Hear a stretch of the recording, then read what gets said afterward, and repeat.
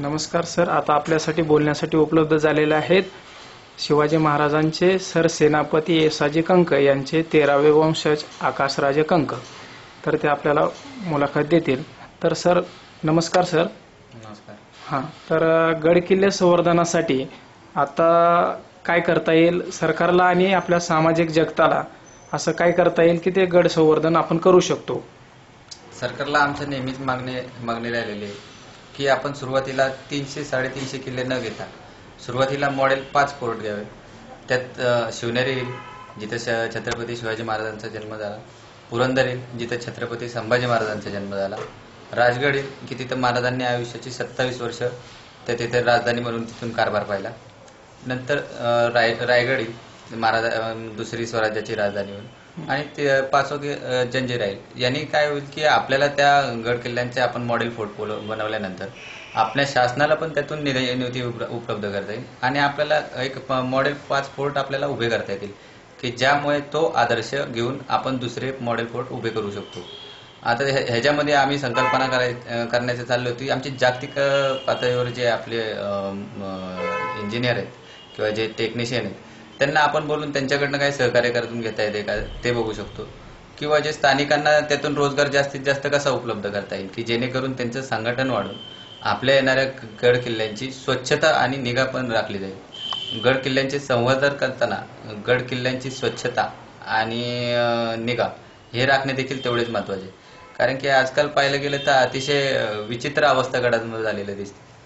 दुसरी गोष्ट राहील की आता गड किल्ले करायचे म्हणून त्यांचे प्रेरणास्थान आपण त्यांच्याकडे म्हणून कायम म्हणून पाहतो. गड किल्ल्यावर जाऊन नुसती सदर आणि तटबंदी बांधण्यात काही महत्वाच्या काही गोष्टी अशा गड किल्ल्यांवर राहिलेल्या आहेत की त्याकडे अजून दुर्लक्ष होत गेलेलं आहे.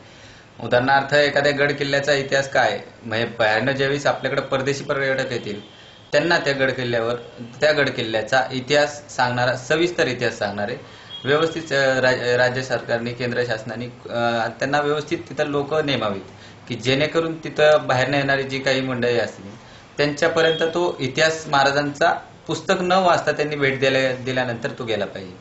ह्याने जास्तीत जास्त आपल्या महाराष्ट्राचा आणि आपल्या गड किल्ल्याचा आणि आपलं गतवैभव महाराजांच्या इतिहासाचा जास्तीत जास्त प्रसार आपण जगभर करू शकतो. आणि त्यातून आपल्याला भांडवल उपलब्ध होऊन आपण आपल्याच गडांची आपणच काळजी ठेवू शकतो आणि आपण निधी उभा करून आपणच त्याची सुव्यवस्था राखू शकतो.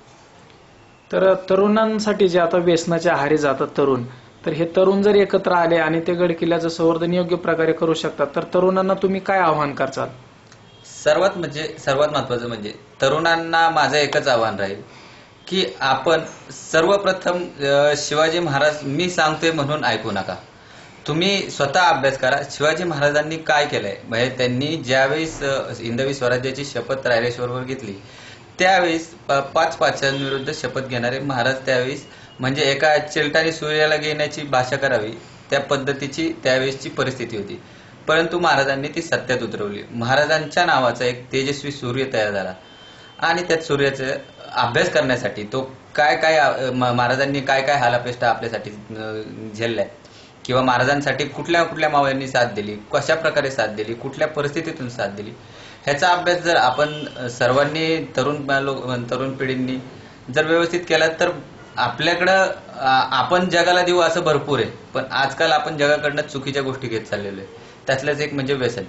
आता व्यसन करायची आणि तरुण पिढीने आता जे महिलांवर अत्याचार होतात, महिलांवर अत्याचार होण्याचे कारण मुळातच व्यसन आहे.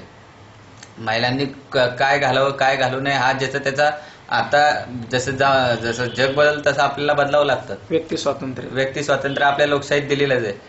परंतु व्यसन हा त्याच्यातला सगळ्यात महत्वाचा उद्देश, कारण मुळात तेच.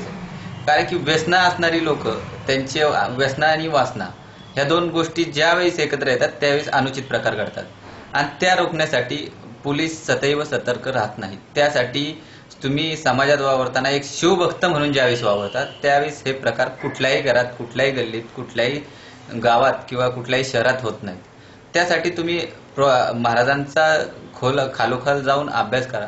महाराजांनी काय केलंय काय, आणि त्यांचा तुम्ही एकदा अभ्यास केल्यानंतर वाचल्यानंतर तुम्हाला गडांच्या बाबतीत, महाराजांच्या बाबतीत महाराजांच्या मावळ्यांच्या बाबतीत तुम्हाला आपोआपच आत्मीयता वाढून लागेल, जेणेकरून की तुम्ही ती आत्मीयता, तो इतिहास तुम्ही तुमच्या पिढीला, पुढच्या येणाऱ्या पिढीला ट्रान्सफर करू शकता, की जो टिकला पाहिजे. आणि हेच महाराष्ट्राचं वैभव आहे. आणि ते वैभव टिकवण्यासाठी सर्व तरुणांनी मी आवाहन करतो की सर्व तरुणांनी शिवकार्यात येऊन शिवाजी महाराजांचा मुळात अभ्यास करण्यास सुरुवात करावी. तर शिवाजी महाराजांवरती आता बऱ्याच संघटना आहेत की त्या वेगवेगळ्या मार्गाने कार्य करतायत.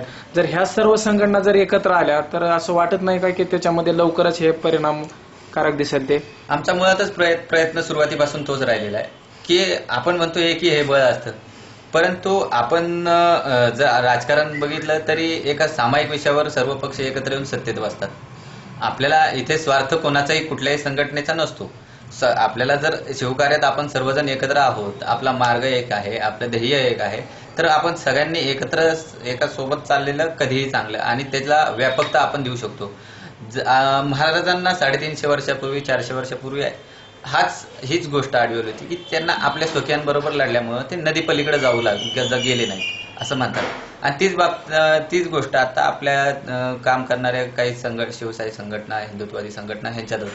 कारण की प्रत्येक महाराजांचा शिवभक्त मावळा ह्यांनी एकमेकांच्यात इतिहासावरनं वाद न घालता कर्तृत्वावरनं वाद घालावे की मी ह्या गडासाठी हे मोहीम घेतली किंवा मी ह्या मराठी मानवांसाठी किंवा मावळ्यांसाठी ह्या गोष्टी केल्या. कर्तृत्व दाखवा, कर्तृत्व सिद्ध करा, सर्वांनी एकत्र या. आणि शासनाला आपल्याकडनं देण्यासारख्या भरपूर गोष्टी आहेत की ज्या आपण त्यांना देऊ शकतो. त्या गोष्टी आपण शासनाला एकत्रित येऊन कशा पद्धती आपण करून घेऊ शकतो ह्याचाही विचार केला पाहिजे.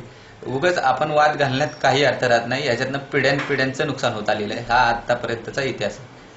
निधीचा जर विचार केला तर उद्योग जगताकडे असा भरपूर निधी असतो की तो तुमच्या गड किल्ले संवर्धनासाठी दिला जातो. पण हा कुठं आणि कसा वापर होईल हे देण्यासाठी उद्योग जगताला याची माहिती नसते ते. तर या संदर्भात उद्योग जगतासाठी तुम्ही काय बोलाल? माझी उद्योग जगताला सांगणं एकच आहे की तुम्ही ज्यावेळेस एखाद्या गड किल्ल्यांचा अभ्यास करता किंवा तुम्ही एखाद्या गतवैभवाचा अभ्यास करता, तर त्या गतवैभवाचा अभ्यास करताना तुम्ही तिथल्या असणाऱ्या स्थानिक ज्या संघटना आहेत, ज्या शिवशाही संघटना आहेत किंवा ज्या हिंदुत्ववादी संघटना आहेत, त्यांना एकत्रित घेऊन किंवा शासनाचे काही अधिकारी असतात त्यांना एकत्र घेऊन त्याची पूर्णतः डिटेल्स माहिती घ्या की जेणेकरून आपल्याकडनं आपण एखादं चांगलं विधायक काम करताना एखादी चुकीचा संदेश जाता कामा नये आणि धार्मिक भावना कोणाच्या दुखू नयेत. आणि जर ह्या संघटनांना जर काही मदत लागत असेल तर आमची सदैव तयारी आहे की त्या संघटनांनी आम्हाला येऊन भेटावं किंवा ज्या इंडस्ट्रीयल जे जगताला ज्या निधी वापरायचा आहे त्यांनी आम्हाला येऊन संपर्क करा. आम्ही त्यांना लागेल ती मदत आम्ही त्यांना पुरवू शकतो. ठीक आहे सर, धन्यवाद सर. ठीक आहे. जय शिवराय.